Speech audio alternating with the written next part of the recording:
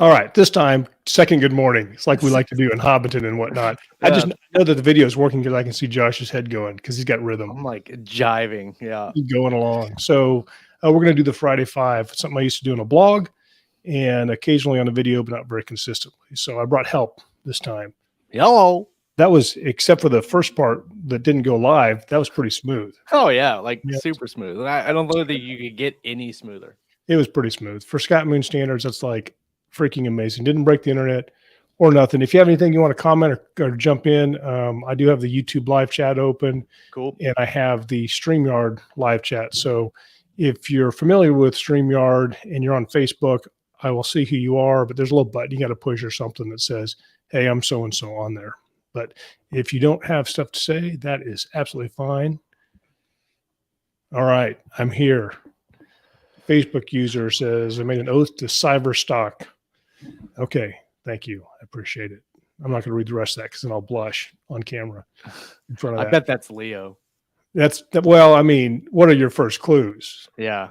I mean, the language is very articulate.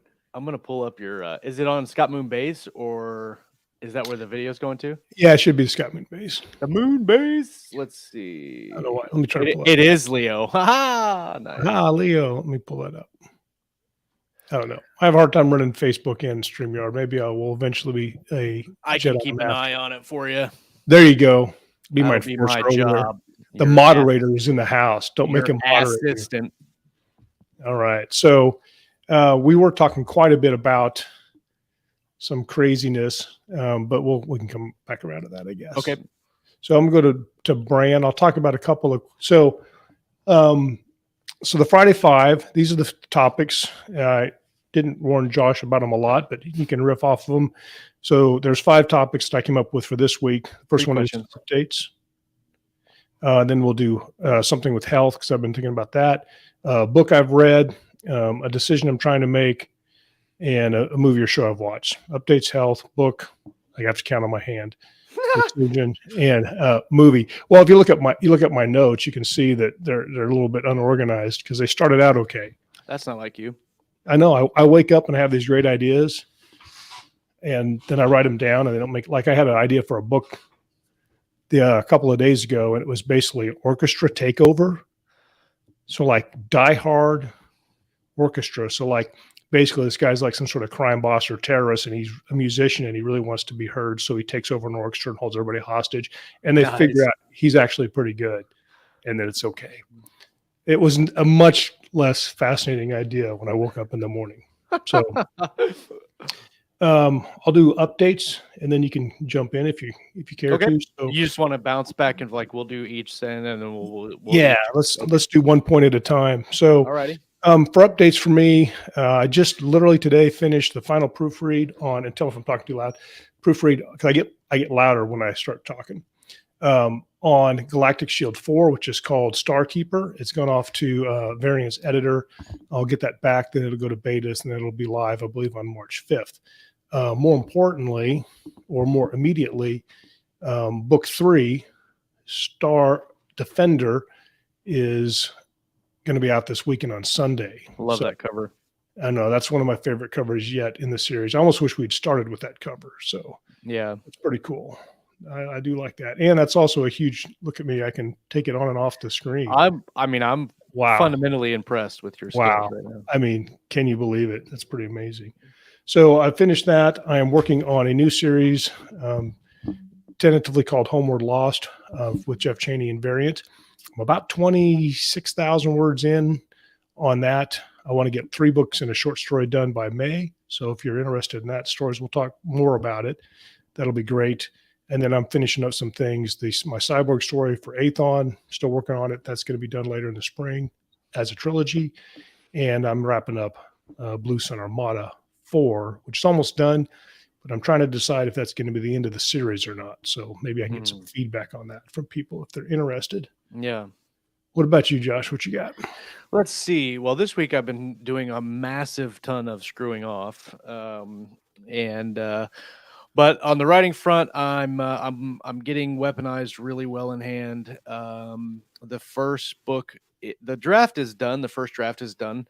And mostly the second draft, I'm piecing it together. I wrote it in um, when I started writing it, I wrote it in order, but then about halfway through, I realized that what I was doing wasn't working, and so then I had to go back and add in a completely new character to the first book that I had planned to bring in on the second book.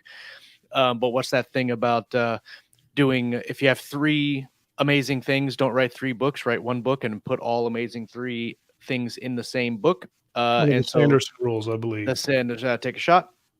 And so yeah, I decided to bring him in on the first book and added a complete new plot line to it. And so basically, I was writing those sections in individual chapters, and then now I'm going back and piecing them together. However, last week I found a huge plot hole.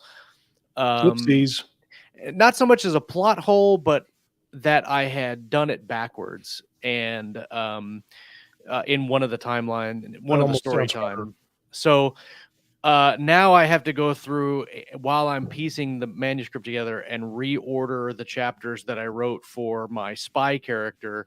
I've got to reorder those and make sure that the new chapters don't conflict with the following chapters, if that makes sense, because I'm taking information from, for instance, I'm working on what amounts to his third chapter, but I'm combining elements from the original chapter, third chapter in his timeline, to the 8th chapter in his timeline. I'm piecing those together, and then chapters, the original 4 and 5 are going to like 8 and 9, and I've in the like 5, 6, and 7 are should be pretty good in the timeline. So anyway, doing a whole bunch of that. I'm about 66,000 words into book 2, and that puts me about halfway. Yeah, those are big books.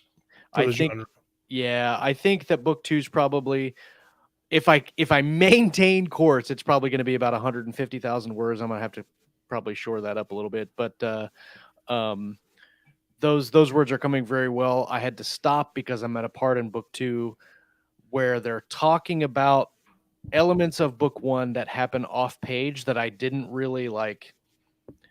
It was a problem for future me, and then future me became present day me, and now present day me is like giving past me the finger for making future me try to figure it all out. Past me some bullshit. That's what past me is stupid, man. I don't know what to do. So past me needs to be stopped. Say hi to Tom and Patrick. What's up, Tom? And Patrick, welcome.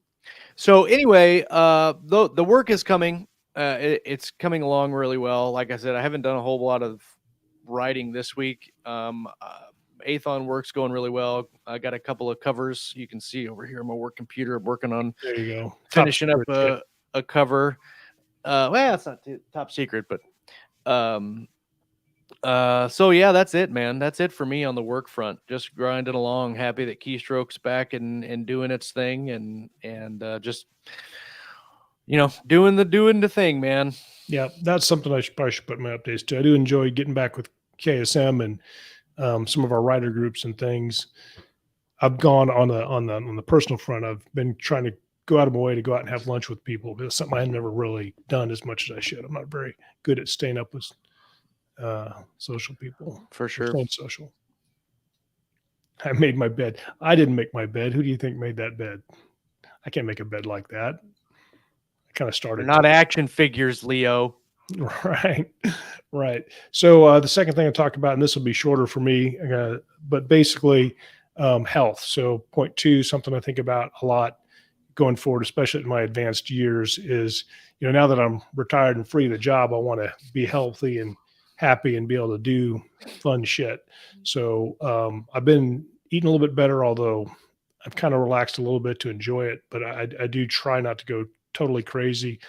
When I was at work, I would do the ice cream tour where I'd go to all my Quick Trips and eat ice cream at every Quick Trip because they were 49 cents in the summer. And I do stuff like that quite a bit. I had a bad habit of going to Quick Trip again at night, and I couldn't decide on a king size Snickers or other candy bars, so I'd get a king size Snickers, a king size Reese's Sticks, a king size peanut butter cups, and just eat all three of them right there and go on to the call.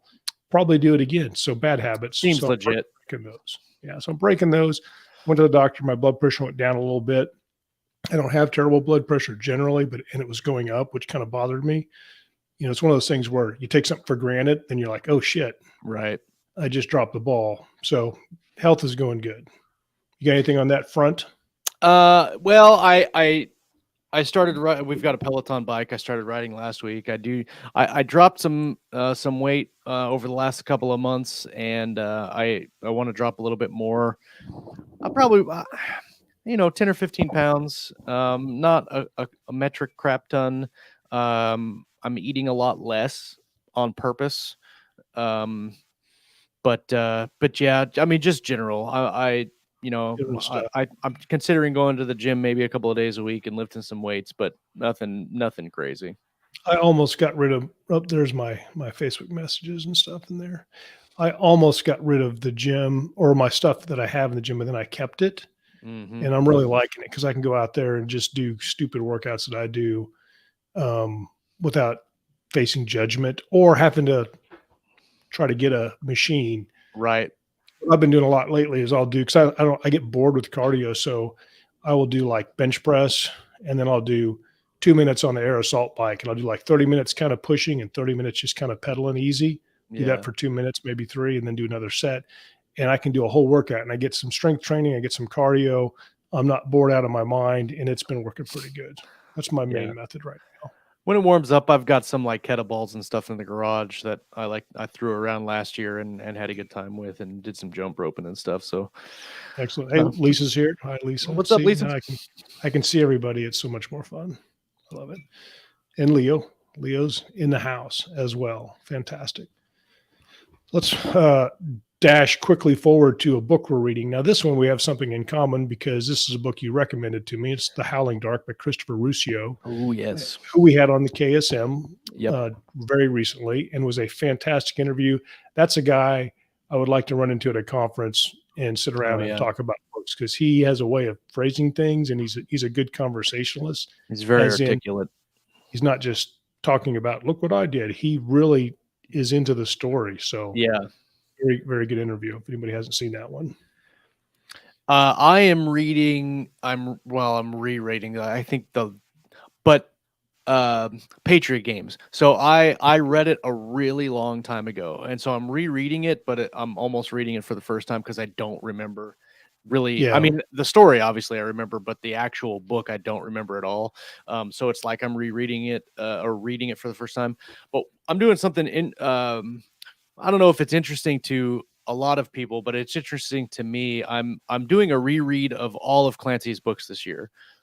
His main books, Right. and one of the things that people like to meme about Clancy on is his exposition and like very technical style of writing. Mm-hmm. And so that's something that I'm keeping mindful while I'm doing the reads is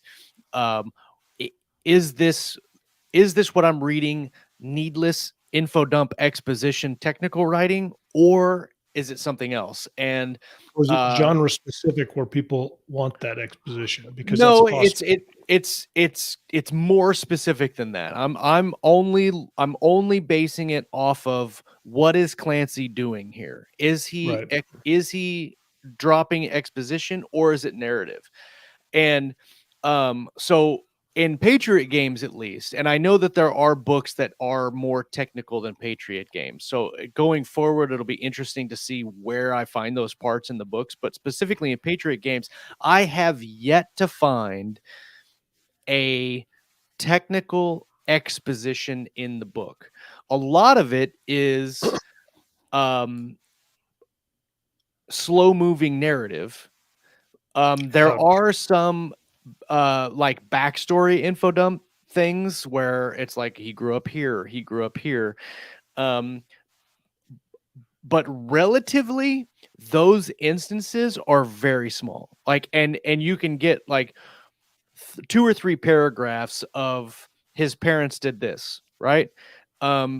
I don't know. I mean, yes, it doesn't serve directly the story, but it builds the character, right? So you get that Yeah. little like motivational Well, input for yeah, the I think character.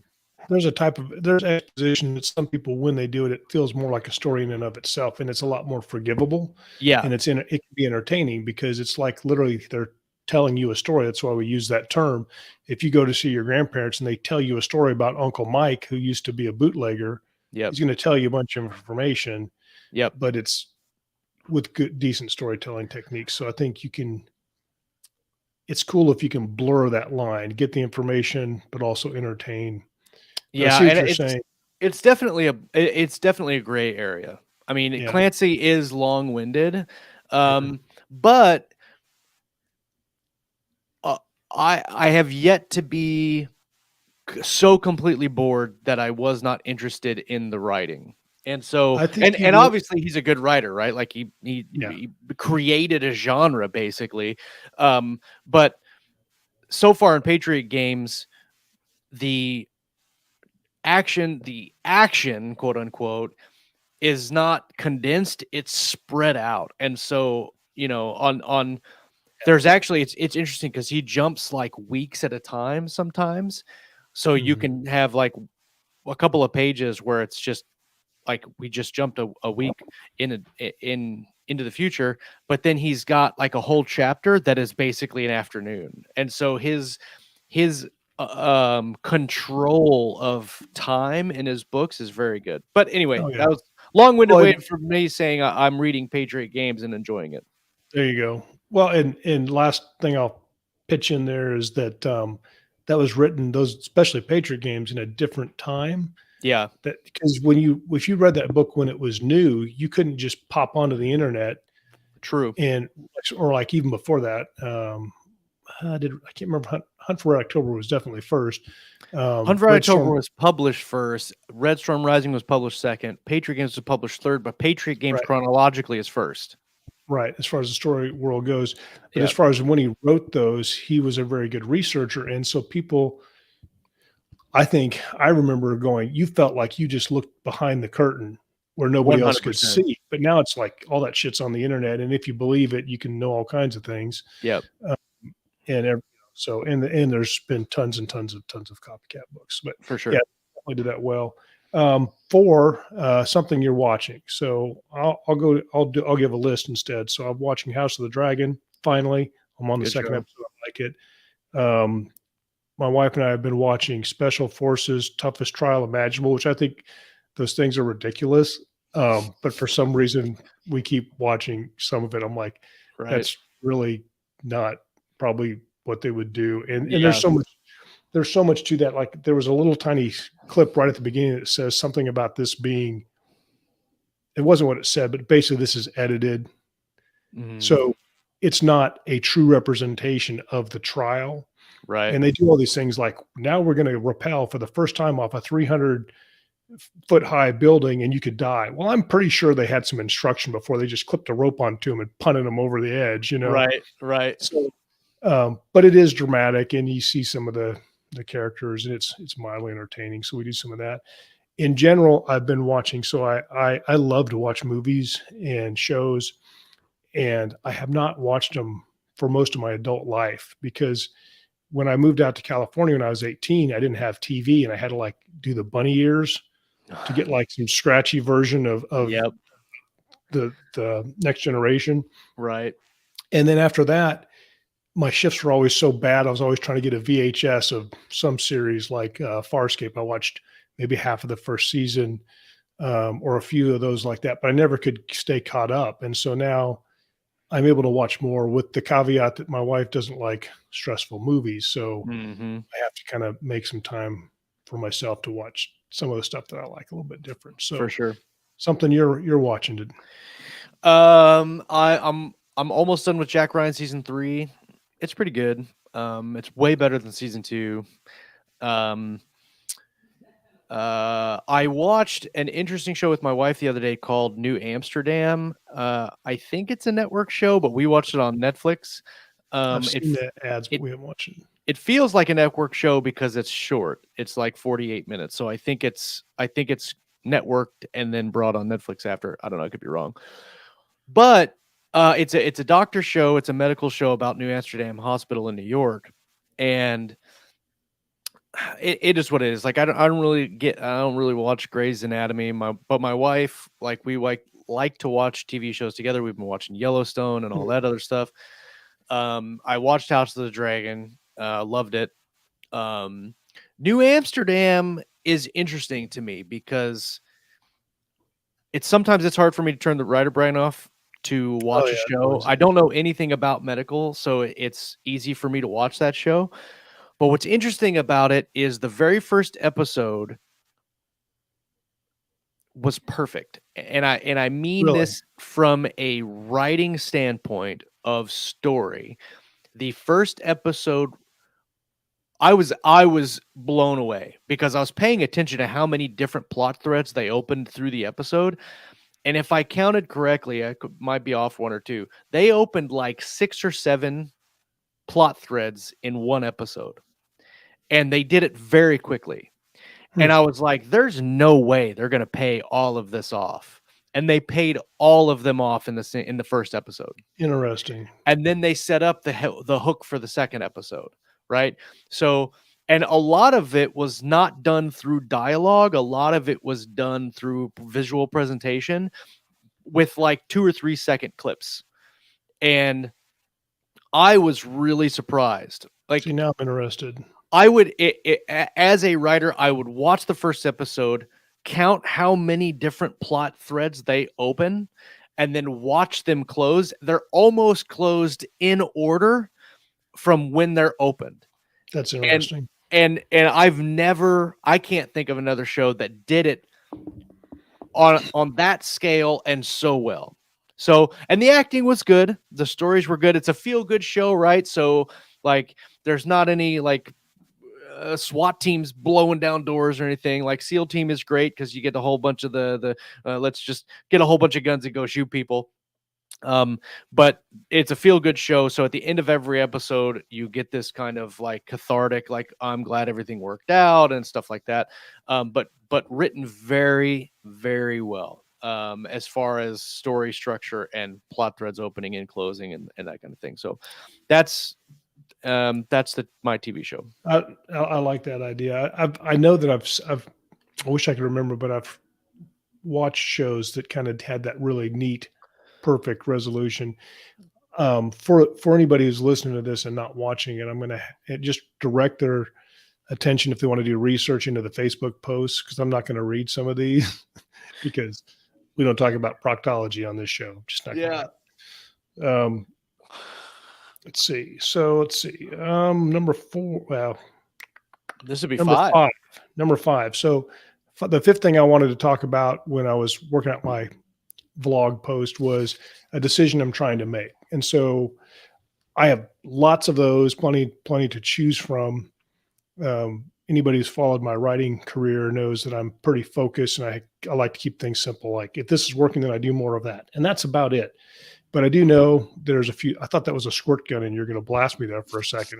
I almost got. It's like, what the hell is going on here? It's my water. But there are things you should do as a professional if you're trying to be any type of creative, and some of those things are like, build your following, have a newsletter, some things like that. So I've been working on my newsletter, and what I'm trying to decide is. So right now, if you sign up for my newsletter, you get a bunch of free books. They're most of my older books. I think they're pretty good at the time. I've written better since then. And some of those are shorty, which are short stories, which I still really like. And I think those are on par with my current writing ability. They contain a considerable amount of profanity and attitude, and the main character is not. I like shorty. I looked at the reviews, and some people are like, I don't really like the main character, but the AI and this is cool and fun, and this thing and the premise is awesome. So Shorty is basically a planet that's has just completely overwhelmed by war, and you have to have a mech or else you can't survive there because you'll die.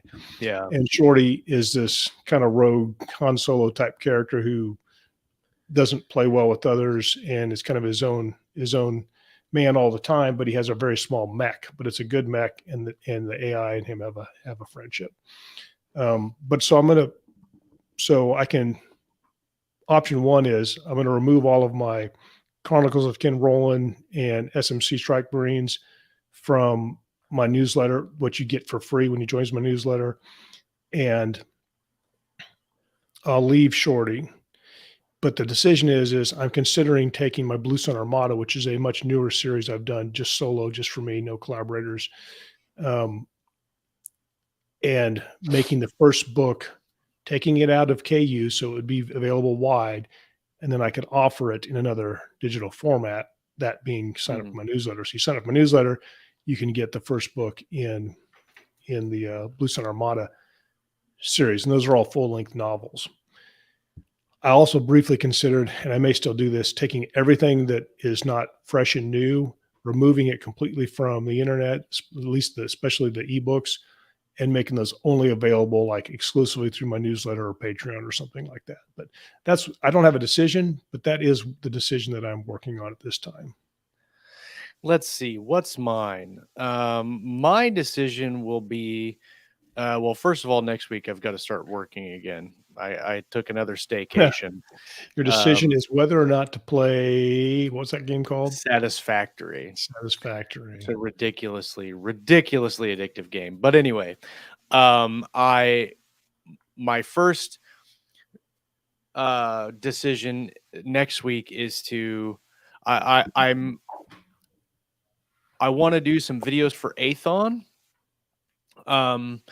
where we're doing like a monthly book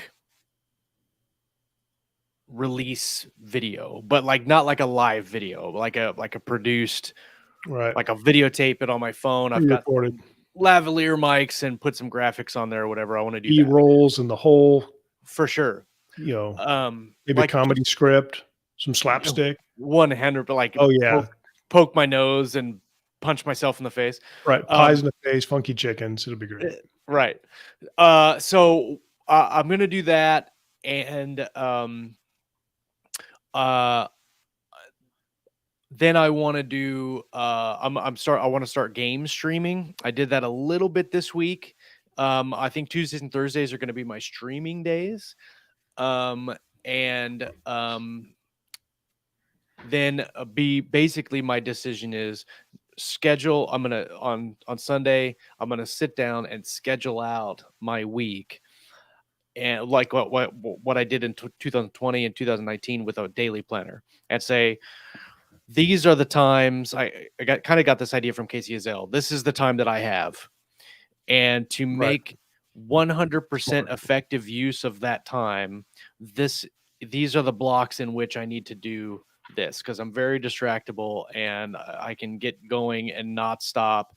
So my decision is to be more purposeful with my time next week and then going forward, so that I am making time for the stuff that I want to do and making time for the stuff that I need to do. Yeah. So I think that's fantastic. Yep. It goes to, a lot of times every decision has to go through a filter of, does this get me what I want? Right. And so like, if you like playing Satisfaction, then that's Satisfactory, get some satisfaction from Satisfactory. Right. Satisfactory, I get it because it's a production factory. Right. Wow, I'm pretty smart. Yeah. Then that's good. But I find what's a plague in our society is unintentional things, like just whipping through. I mean, I've done it. I'm like looking through social media, flipping it, and I'm like, there's nothing to see here. I've been through this feed like 6 times, and I'll just keep doing it. And I don't know why. It's like some sort of weird brain programming. Right. But that's not useful time. That could have been better spent doing literally anything else. Sleeping, 100%. Staring at the wall and thinking would have been better than looking at a social media feed most of the time. So, yeah, I think that's a great idea. And maybe I'll join you on that one too. See, that's part of my deal here, is to steal other people's Friday fives and then hijack them for my own purposes. Nice. That's the end of the list. Thanks for coming on, shooting the breeze. Dude. Want to come out and hang out some more and do some of that. I'll watch some of your streams. It'll be great. It's it is what it is. It's a cool thing, and I'm a gamer at heart, and so I figure if I can combine the two things that I love, which is writing and gaming, or broadcasting and gaming, I should say. Mhm. If I'm gonna game, maybe it just might as well get some use out of it, right? So Put it together and do it. Well, you're learning skills. That's kind of what part of the reason for this show is for me is I know it's a realm I should be stronger with. I know lots of successful writers do have channels and they put out good content, and I just need to practice using the tools. Like today, I almost set up the show on the first try, but it only took me 2. So, and getting Right. better all the time. And then eventually maybe we'll do some B-rolls. I was watching Nick Thacker. He has some stuff on various writing types of strategies for productivity and other things. And his stuff is real slick. You know, it looks like a pro Yeah, did it. for And sure. I would like to get there someday. It's not the top of my list. Top of my list is getting my words every morning, and getting stories out there that people like enough to buy. That's my whole formula. But there's some other stuff too that could help. I agree. So cool, man. Well, I'll holler at you later, and we can get caught up and see you at Keystroke Live on Monday. On Monday Ish. Very ish. Cool, man. All right. I'll see you later. Bye. Bye.